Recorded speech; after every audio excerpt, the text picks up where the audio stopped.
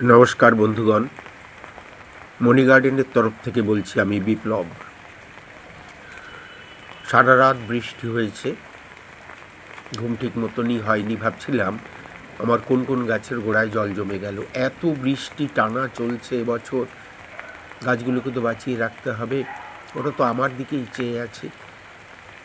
ভোরে উঠেই ছাদে গেলাম, গিয়ে দেখি বেশ 5-6টা গাছের গোড়ায় টবে জল জমে গেছে।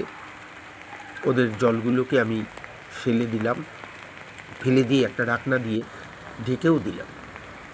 এখন দেখতে পাচ্ছেন লেবু গাছটার গোড়ায়, এটা আমার গন্ধরাজ লেবুর গাছ, জল জমে গেছে। এরকম আরও কয়েকটি গাছের গোড়ায় জল জমেছে, আম গাছের গোড়ায় জল জমেছে।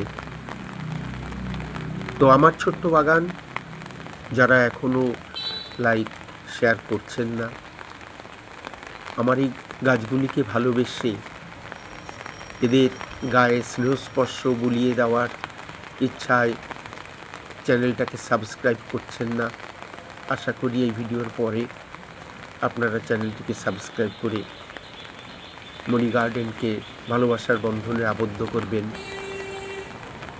গাছগুলো তো তাকিয়ে থাকে আমাদের দিকে।